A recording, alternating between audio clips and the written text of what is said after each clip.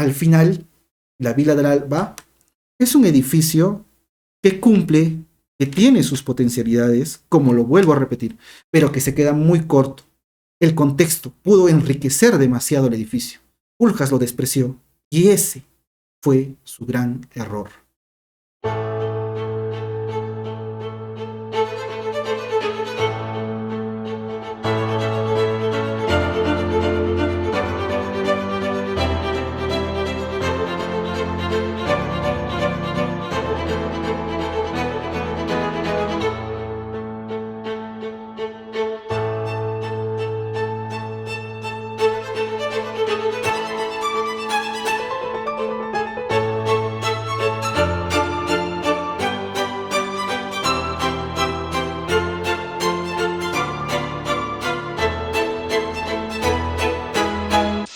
Eran los años 80 y la pareja de esposos Baudet necesitaban una vivienda para su familia. La mujer era psicóloga, el esposo era editor de una revista de arquitectura.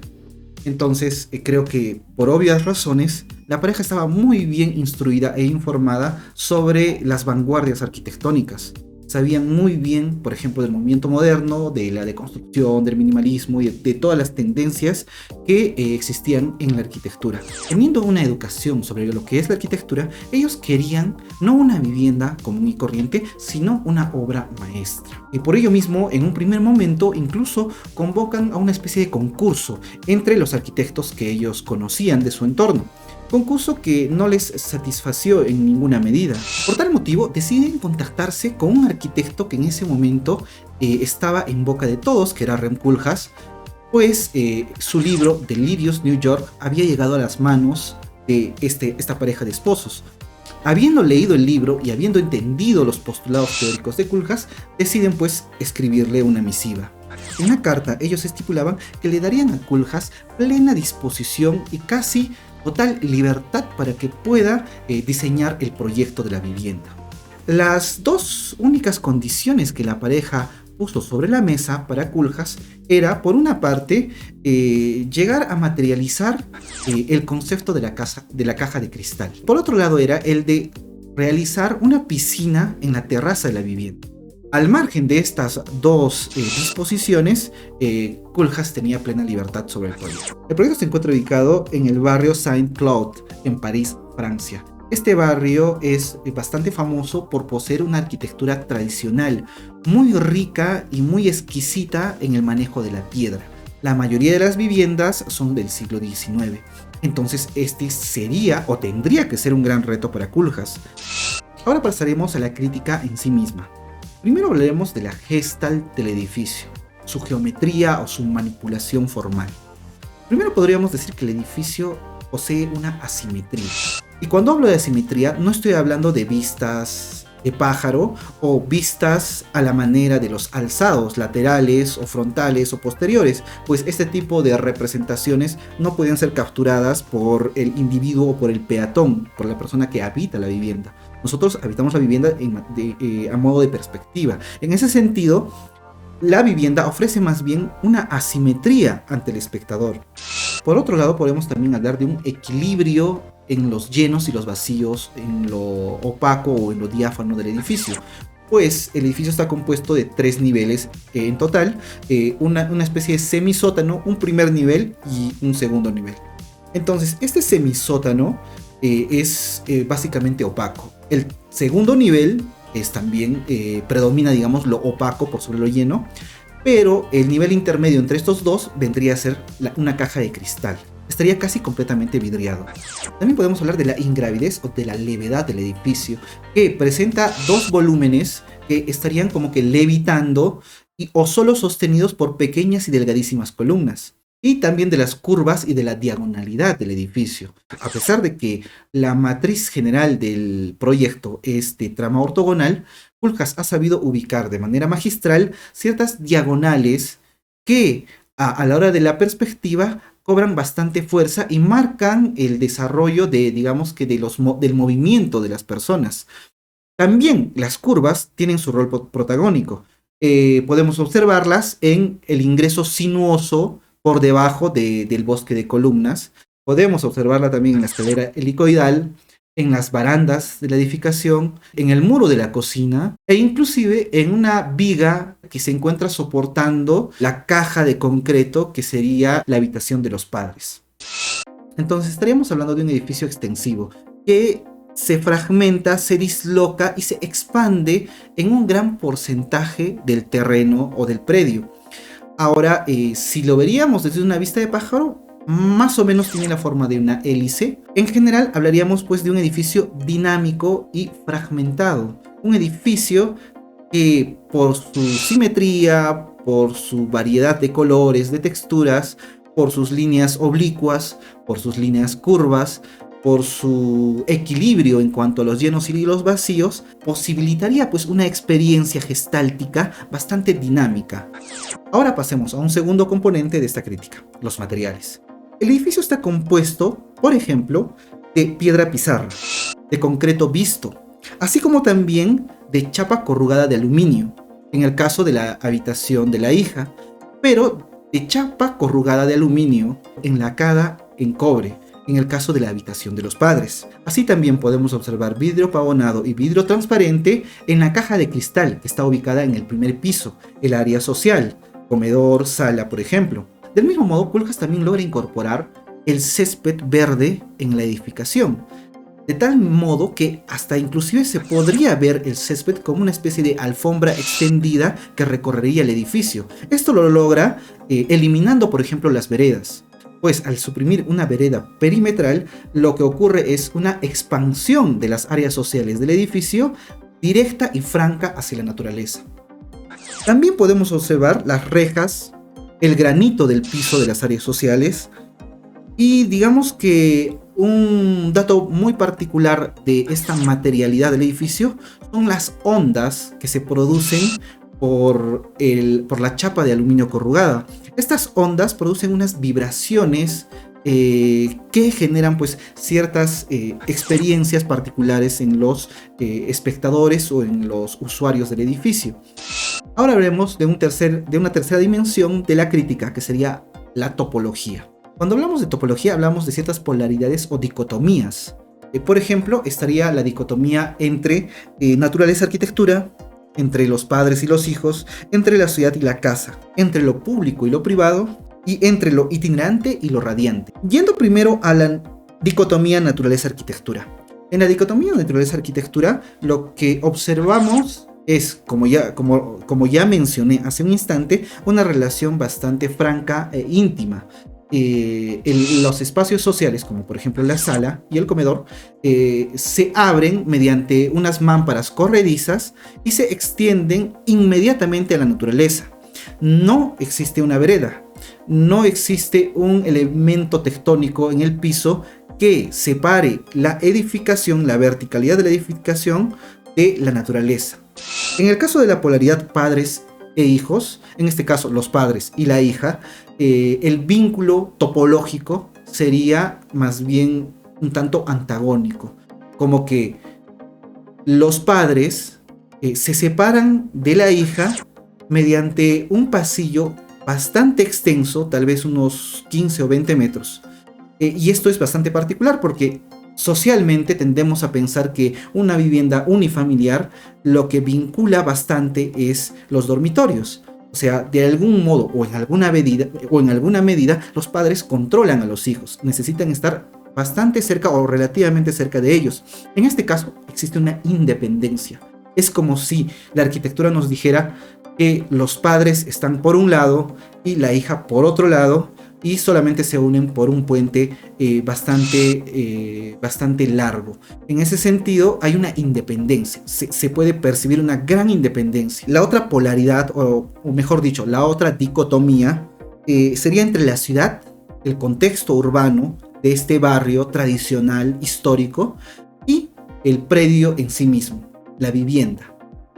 Lo que tenemos es primero un cerco, porque la vivienda no está a plomo de la calle, sino está retirada algunos metros. No mucho, pero sí lo necesario como para mantener de repente una privacidad un tanto más consolidada, ¿no? no se agazapa, o sea, no se va a, digamos que hacia la parte posterior de la calle, o sea, no se intenta replegar de la calle, pero sí toma su precaución, como quien dice, toma unas precauciones y se retira algunos metritos de la calle. En ese sentido, el edificio, digamos que tiene una relación de discreción respecto de la avenida principal, por esta retirada y por el cerco, pero es solamente discreta, puesto que las personas de la calle pueden observar claramente el edificio desde la avenida o desde la vereda. Entonces, en cuanto a la naturaleza, en cuanto a la topología, naturaleza arquitectural, hablábamos de intimidad, relación franca. En cuanto a la relación padres e hijos, más bien hablamos de un cierto antagonismo o separación. En la relación ciudad-casa hablamos de una discreción. En la relación público-privado también podemos hablar de una discreción. Tanto, digamos que la habitación de los padres como la habitación de la hija se elevan como si estuvieran levitando del terreno. Y se ingresa en estos ambientes por medio de unas escaleras metálicas bastante ligeras. Estas escaleras no tienen, digamos, la pesadez del concreto que nosotros conocemos. En alguna medida unen el primer nivel con el segundo nivel. O sea, una escalera robusta le da cuerpo a este elemento vertical que se conecta o se ensambla con el segundo piso, y en ese sentido hay como que una fluidez espacial, ¿no? Es más, una fluidez también material. Sin embargo, pareciese que en la Villa del Aba, más bien, estas escaleras casi inmateriales bajasen de estas cajas o de estos contenedores que están flotando, bajasen a manera de estas escaleras replegables, ¿no? Unas escaleras que simplemente se despliegan de un volumen superior y se desglosan para llegar al volumen que está abajo y para poder subir. Y una vez subiendo, otra vez se levantan. Entonces, lo privado y lo público están separados de una manera consistente. Las cajas de aluminio elevadas, ingrávidas, con unas escaleras bastante delicadas, nos dan a entender ese mundo o esa esfera privada separada de este mundo terrenal donde estarían, digamos, las actividades sociales, lo público. La última relación topológica estaría entre lo que se conoce como itinerancia y radiancia, es decir, espacios de transición y espacios de permanencia. Esta relación en la Villa del Alba se manifestaría de manera lúdica, puesto que las circulaciones son, primero, bastante extensas. Son tramos bastante largos los que tenemos que recorrer para ir de un lugar al otro. Muestra de ello son la rampa que une el semisótano con el primer nivel, o el puente que une la habitación de los padres con la habitación de la hija. Pero a su vez podemos encontrar muchas relaciones verticales. En total podemos encontrar 3 líneas de escaleras o 3 ejes verticales de escaleras. Uno para comunicar el recibidor con el comedor y con la habitación de la hija. El otro para comunicar el garaje, el nivel del semisótano, con la sala, con la habitación de los padres. Y el tercer eje estaría en una parte un tanto exenta del edificio, que sirve para comunicar el césped verde, el área natural, con la habitación de los padres y con la terraza. Entonces, y bueno, al margen de estas 3 comunicaciones verticales tenemos pues la rampa que comunica el recibidor con el área social. Entonces estamos hablando de una gran cantidad de circulaciones, tanto horizontales como verticales, lo que da una gran posibilidad de recorrido en el edificio. Se pueden dar recorridos circulares y se puede incluso modificar, digamos, los tramos o las direcciones, lo cual nos permite concluir que esta relación entre espacios de transición y espacios de permanencia no responde a una categoría funcional, sino más bien a una lúdica. Pasemos a la cuarta dimensión de esta crítica, la dimensión simbólica. Podemos encontrar simbólicamente lo que sería la alegoría del camino sinuoso en el bosque. En el ingreso principal del edificio encontramos un camino, una especie de vereda, pero de una forma curvada, sinuosa, que pasa justo por debajo de una gran cantidad de pilares bastante delicados de acero. Esto podría ser una especie de alegoría, los pilares me refiero, una alegoría de un bosque, ¿no? Y el camino sinuoso vendría a representar de algún modo cierta condición laberíntica que presentarían los bosques por sí mismos, ¿no? Estar dentro de un bosque no implica recorridos ortogonales, sino recorridos sinuosos. Estar en un bosque, en alguna medida, es estar en un laberinto. Podemos hablar también, en términos simbólicos, de la levedad que presentan tanto el contenedor que se corresponde con la habitación de los padres, con el contenedor que se corresponde con la habitación de la hija. Podemos hablar de esta levedad en términos de un surrealismo. Solo basta evocar en la pintura de Salvador Dalí llamada Sleep, donde podemos ver una especie de rostro oblongo, deformado, como que levitando, pero a su vez sostenido por una especie de patas, los cuales nos hacen rememorar a la vez la vila del Aba, sosteniendo, en vez de este rostro oblongo, las dos cajas pesadas de las habitaciones de los padres y de la hija. A su vez, este surrealismo es reforzado con los gestos de las curvas que Koolhaas introduce dentro de la vila del Aba. Encontramos pues esto digamos, del trazo circular en varios gestos del edificio, como repito, desde el ingreso en el camino sinuoso, las escaleras helicoidales, las barandas de la escalera helicoidal, el muro perimetral de la cocina. Digamos que estos serían los gestos surreales del edificio, introducidos en estas curvas, además de la levedad de estos volúmenes que nos hacen recordar un cuadro de Salvador Dalí. Lo simbólico también lo podemos encontrar en la piscina de la terraza. Esta piscina que está claramente direccionada y encuadrada en su longitudinalidad de la Torre Eiffel. Pareciese incluso que este gesto de Koolhaas tendría un contenido áulico. Es como si nos dijera, con el encuadre que la longitudinalidad de la piscina nos muestra, justo en dirección hacia la Torre Eiffel, pareciese que nos quisiera poner el símbolo patrio, el símbolo de los franceses, justo en el foco de la perspectiva.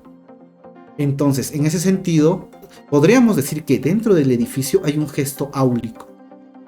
Koolhaas nos quiere traer el símbolo patrio para darnos a entender que lo francés está ante todo. Lo francés es lo primordial, lo francés es el centro de la perspectiva. Entonces, hablaríamos también de un contenido áulico, un contenido de poder, un símbolo patrio dentro del edificio.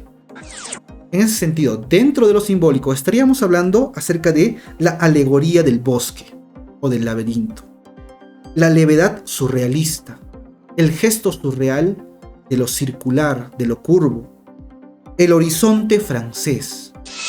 Hasta acá quisiera hacer una síntesis. Todavía nos falta una dimensión más, que sería el contexto del edificio. Pero antes de ello quisiera hacer una pequeña síntesis sobre este edificio. Entonces, con la vila del Aba de Koolhaas estaríamos hablando pues de un edificio que utiliza un alfabeto moderno, pero de una manera surrealista. ¿A qué me refiero con alfabeto moderno? Por un lado, Koolhaas nos hace evocar la arquitectura tanto de Mies van der Rohe como de Philip Johnson, con esta caja de cristal que está en el primer nivel del edificio y que contiene los ambientes de la cocina, el comedor y la sala, es decir, los espacios públicos. A su vez, Koolhaas también nos hace recordar los 5 puntos de la arquitectura de Le Corbusier: ventanas apaisadas, infraestructura sobre pilotes, fachada libre, terraza jardinada y planta libre. Entonces, el vocabulario Le Corbusiano también está dentro del proyecto. Koolhaas, Philip Johnson, Mies van der Rohe, hilvanados todos o articulados todos de manera surreal en este artefacto arquitectural. ¿Por qué surrealista? Porque el ensamblaje que hace de estas palabras o de estos códigos modernos no es un ensamblaje, digamos que ortodoxo o fiel a los parámetros modernistas. Es más bien una especie de cadáver exquisito surrealista. Eso vendría a ser la vila del Aba, una especie de cadáver exquisito. En cuanto a la sintaxis del edificio, la sintaxis vendría a agrupar o vendría a encadenar el vocabulario del movimiento moderno, pero de una manera bastante abrupta. una manera bastante torpe, porque sabemos que los cadáveres exquisitos son en alguna medida un tanto absurdos, ¿no? Es como si alguien escribía algo como: desperté con los ojos risueños. Cierra el papel. Después viene otra persona y, sin saber lo que escribió el anterior, dijera: las paredes no me gustan. Pero entre desperté con los ojos risueños, las paredes no me gustan, hay una especie de choque, una especie de sumatoria de dos frases que pareciese que no tuvieran conexión. En ese sentido, los cadáveres exquisitos suelen ser bastante abruptos en sus conexiones. Por ello mismo, calificaría a la Vila dal-Aba como una especie de pastiche surreal con un lenguaje moderno, o una especie de modernismo experimental. Entonces creo que podemos entender la doble influencia que tuvo Rem Koolhaas para el diseño de esta edificación. Por un lado, el lenguaje que lo tuvo pues del movimiento moderno, pero por el otro la influencia del arte, ¿no? Del surrealismo. Y esto es bastante palmario, por ejemplo, en Delirious New York, donde en uno de sus dibujos, titulado Ciudad del Globo Cautivo, observamos una ciudad donde las avenidas en negro sostienen a ciertas manzanas, donde encontramos los edificios, los cuales son bastante disímiles los unos de los otros. Encontramos algunas torres o algunos edificios en altura completamente ortogonales, pero también encontramos en otras manzanas edificios completamente oblongos, deformes. Y en medio de toda la composición, en una especie de plaza sumergida, encontramos el dibujo del mundo, el globo terrestre, pero que con los continentes también oblongos y deformados. Esto me hace recordar bastante a la pintura de Salvador Dalí titulada Niño geopolítico observando el nacimiento del nuevo hombre. Ahora, estableciendo una pequeña comparación entre la Vila dal-Aba y la Villa Savoye de Le Corbusier, definitivamente me parece que la obra de Koolhaas es superior en todas sus dimensiones a la Villa Savoye de Le Corbusier. Como dije en un anterior video que les voy a dejar por acá, la Villa Savoye sería una clínica, un edificio completamente atomizado, blanco, completamente funcional. Inclusive separa el área social del césped verde y coloca en el primer piso un área de estacionamientos, un edificio que más bien privilegia el recorrido de los vehículos, etc. Me parece hasta cierto punto bastante aburrido, ¿no? Pero la Vila dal-Aba de Rem Koolhaas es más bien un edificio que podría rememorar una especie de caja de sorpresas, ¿no? Circulaciones antifuncionales, levedad, gestos surrealistas, combinación de muchos materiales, y gestos incluso áulicos que evocan, digamos que a la nación francesa, etcétera, etcétera. Me parece un edificio que tiene mucha más riqueza en todas sus dimensiones que la Villa Savoye de Le Corbusier, a pesar de que muchos digan que Koolhaas imitó a Le Corbusier o copió a Le Corbusier. Lo que hizo más bien es criticarlo, lo reinterpretó, lo transformó y lo enriqueció. La Vila dal-Aba es una obra mucho más poderosa que la Villa Savoye. La Villa Savoye tiene, sí, es cierto, ciertos méritos, ciertas innovaciones, ciertos logros, pero en general no es una casa donde uno quisiera vivir, es una casa bastante aburrida para que puedas vivir en ella. La Vila dal-Aba sí es una vivienda donde puedes vivir. Yo me sentiría hasta cierto punto cómodo dentro de la Vila dal-Aba y me sentiría completamente frustrado en la Villa Savoye de Le Corbusier. Entonces, no es una copia, es una reinterpretación, es una crítica, y una crítica que supera por mucho a la obra de Le Corbusier. Pero acá viene el problema. Cuando hablamos del contexto, del marco dentro del cual la Vila dal-Aba se gesta, es cuando encontramos los verdaderos problemas.